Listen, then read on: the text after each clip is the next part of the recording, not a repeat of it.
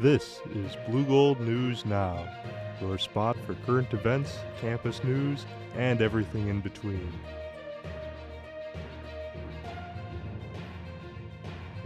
Now, live from Tower's basement, it's BNN with our hosts Alex Rubio and Marissa Day. Good evening, I'm Alex Rubio. And I'm Marissa Day. Coming up tonight to find out how you can experience Chancellor Jim Schmidt flipping pancakes. But first, the Nutcracker Ballet has come to town. Nutcracker Dreams is set to be performed by the Chippewa Valley Symphony Orchestra and dancers from Eau Claire's Diamond School of Dance at the Pablo Center on December 9th. The performance will feature pieces of Tchaikovsky's The Nutcracker and other holiday favorites in the RCU Theater. The dancers are led by choreographer Stephen K. Stone, and conducting the orchestra will be Maestro Nobuyoshi Yasuda, a professor of music and the director of UW Eau Claire's University Symphony Orchestra. Stone is a lecturer of dance at UW Eau Claire and an instructor at the Diamond School of Dance in Eau Claire.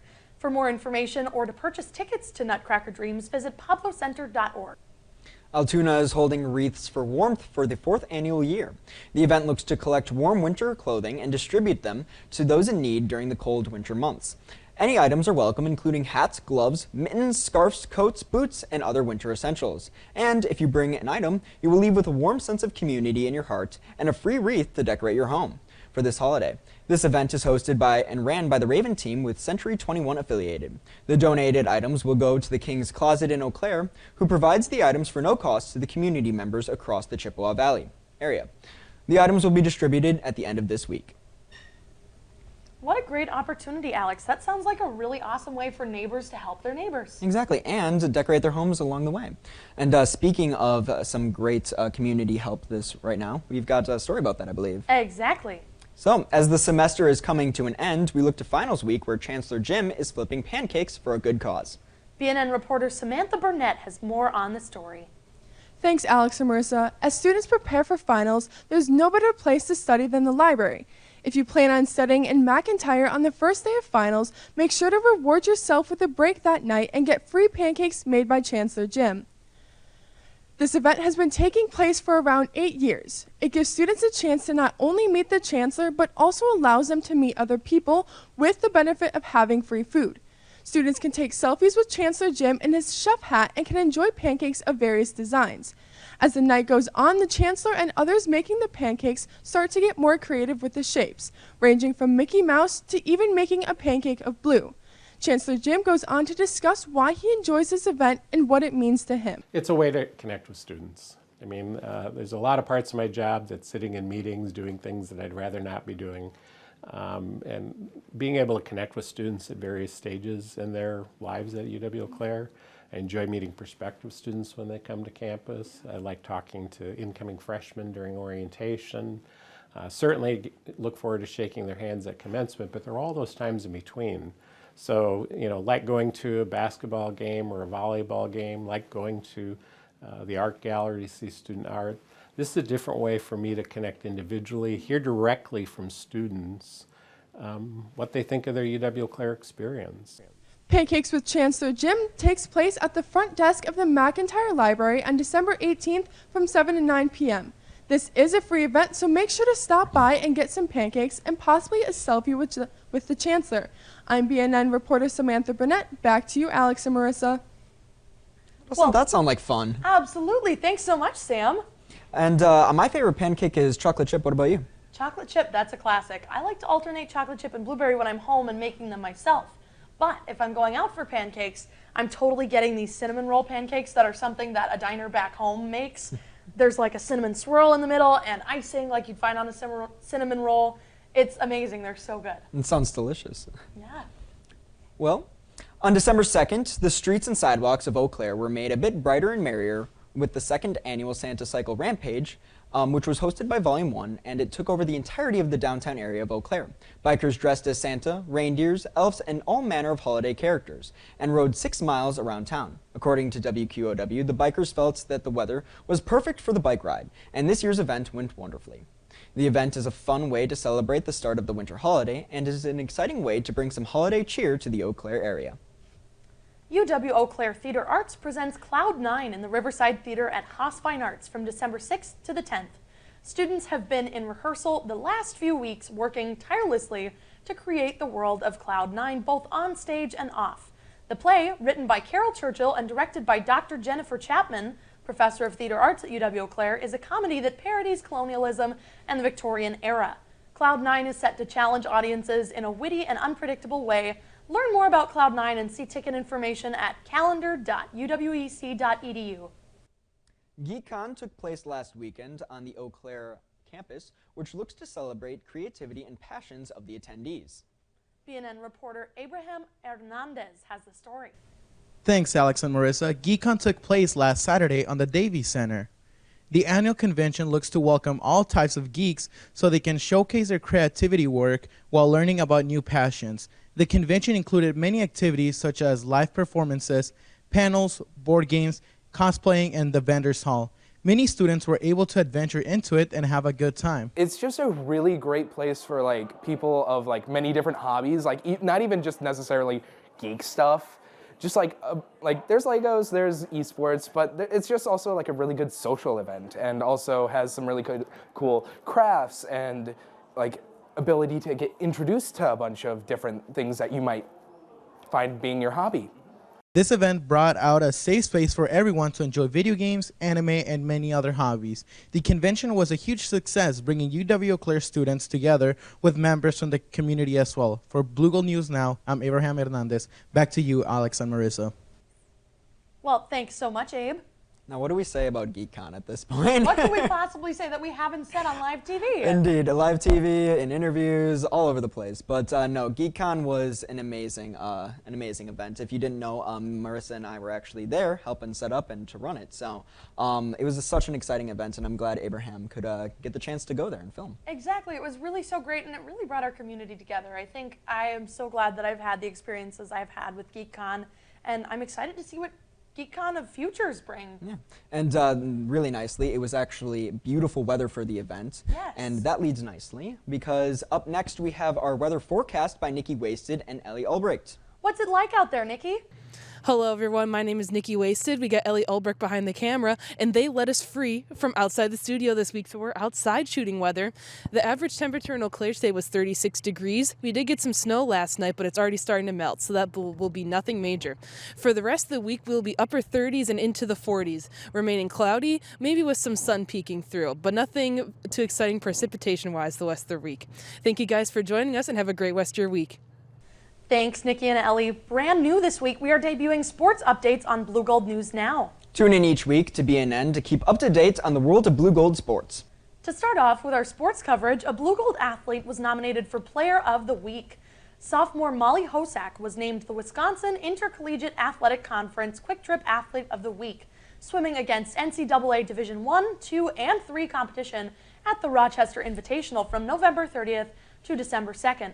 Hosack won 2 individual events and was a member of the winning 800-yard freestyle relay team, posting 3 conference-leading times in the process.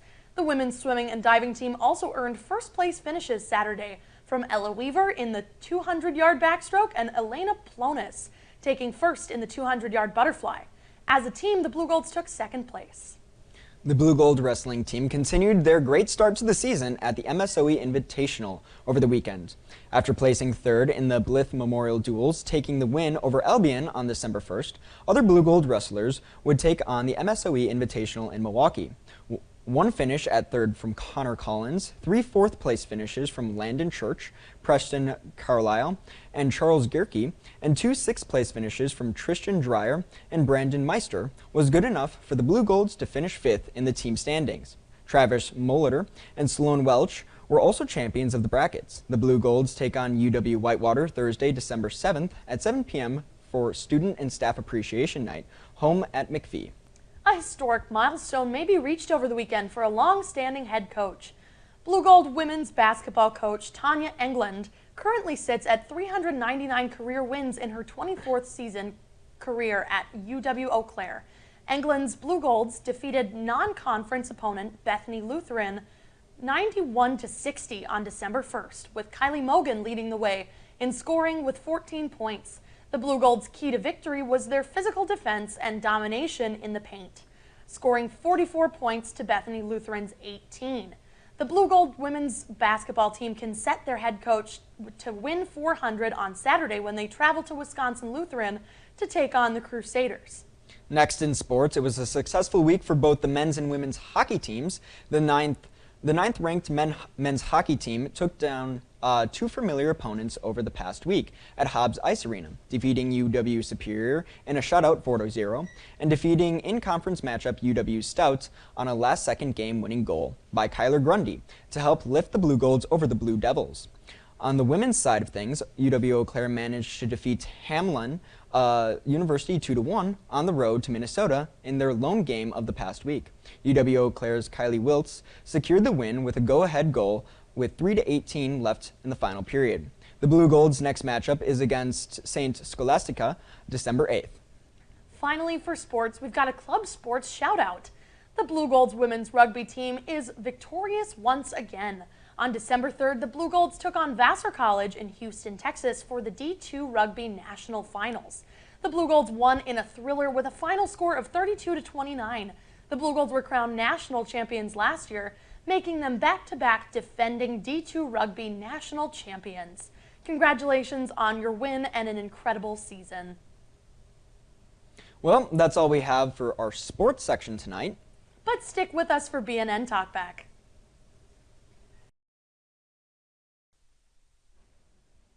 Up next tonight, we have BNN TalkBack returning. On TalkBack, we will gain further insight into some of our reporters' experiences, as well as some deep dive interviews. Tonight, we have Abraham Hernandez joining us on set. Hi, Abe. Thanks for joining us. Hey, How you doing? I'm doing good. Hey, thanks for inviting me once again. It's fun to be back. Yeah, and I think tonight we have some interesting stuff to talk about because we haven't talked about GeekCon enough yet. Right. Yeah, we So, just can't get enough of it. What can we apparently, say? yeah. Trying to stretch out the GeekCon spirit.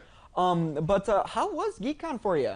It was really fun, you know. I got there early enough, not early enough, but like not late enough that there was still a lot going on, and it was fun, you know, trying to get footage there, although it was really crowded.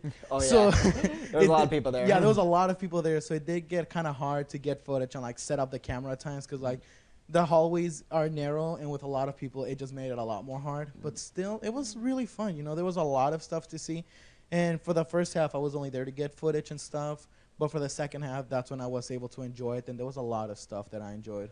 Awesome. Amazing. Yeah, and I was at the front desk welcoming people in.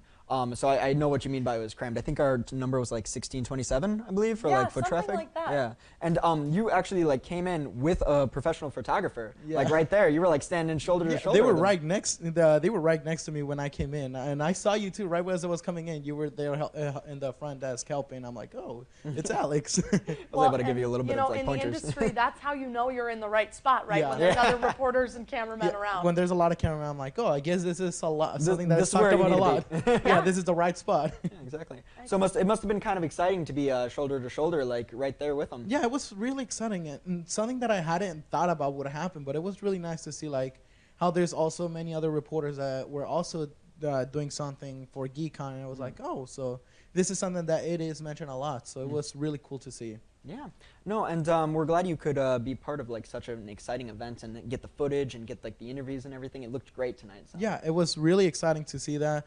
Like I said, it was really fun. There was a lot of panels that I saw, and there was a lot of recording that I did. The interview was fun. Like everything itself was really fun with that setting there. And then afterwards, he came back without a camera with a Red Bull in his hand. So he took on the rest of the event.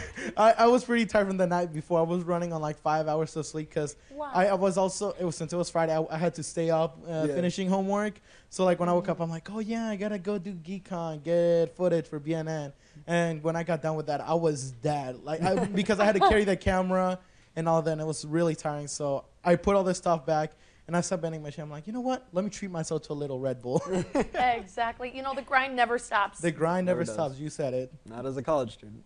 Well, I'm glad we could talk to you about GeekCon and how exciting it was for you. Yeah, thanks for inviting me once again. Yeah. So good to have you, Abe. Thanks Yeah, so much for your thank hard you. work this semester. Thank you. All right.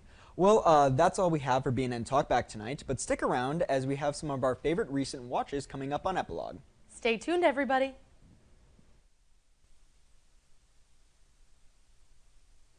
Welcome back, everyone, to Epilogue. This week, we are taking a look at some of our favorite Claymation Christmas specials. Very specific this week. First up is my favorite claymation special, Santa Claus is Coming to Town. This Christmas classic tells a fun spin on the origin story of the one and only Santa Claus. From orphan to adopted by a family of elves to outlaw and then legend, this tale is one for the ages. Using the lost art of claymation, this holiday special has become a cherished classic in many homes and a beloved tradition in others. So, have you ever seen this one, Santa Claus? Have I ever seen this I'm one? sorry, I had to ask, you know. Yep, all of my DVDs stacked up in my childhood home What are... do you mean DVDs? You mean VHS? No, I mean DVDs. I've got them on DVD, but we probably had them on VHS too.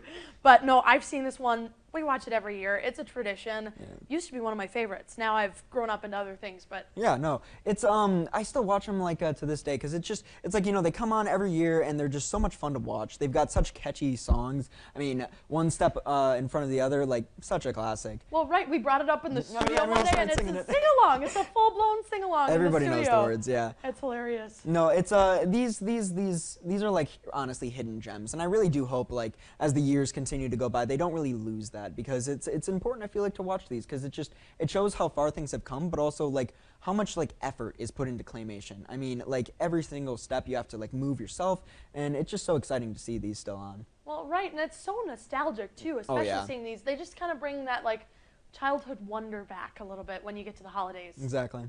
But I think that's enough for mine, but coming up is your favorite claymation. Exactly. Next up, we have my favorite claymation holiday special, which is Rudolph the Red-Nosed Reindeer.